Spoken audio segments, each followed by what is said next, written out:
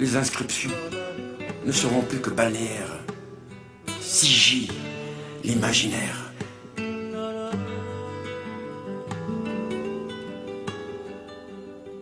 Bonjour et bienvenue dans Sigil Imaginaire. Aujourd'hui, notre sujet d'étude sera la déception avec Manu M. Serron et Marraine Lapine.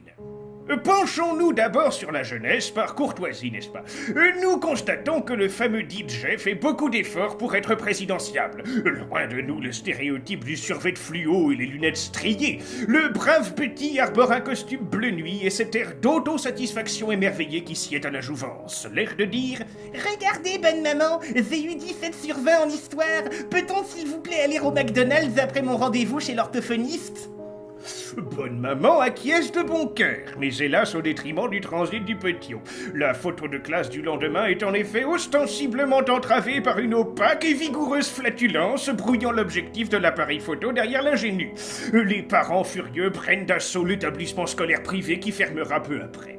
En punition, le jeune homme devra recopier 100 fois « La France doit être une chance pour tous, et pas seulement pour moi et mes exigences culinaires flatulifères. » Le petit malin n'en aura bien sûr recopié que la moitié. Quelle grosse feignasse.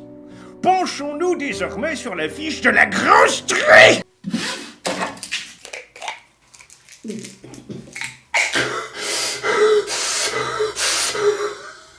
Penchons-nous désormais sur la fiche de Madame Le Pen.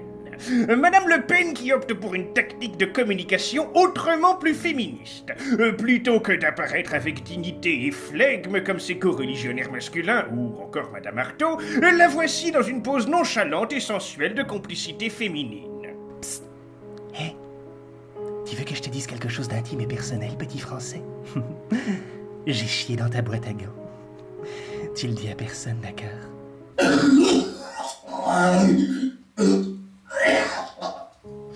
Bref, vous vous demanderez sûrement, Monsieur Pédiaz, où voulez-vous en venir? Je conçois volontiers que vous désapprouviez de la politique de ces deux encostardés, mais quel peut bien être le liant qui cimente ces deux propagandes infamantes en un seul épisode? Eh bien voici. Il s'agissait à la base d'une seule et même affiche qui fut ingénieusement photoshopée pour servir plusieurs dessins. Je vous laisse en tirer vos propres conclusions. Quant à moi...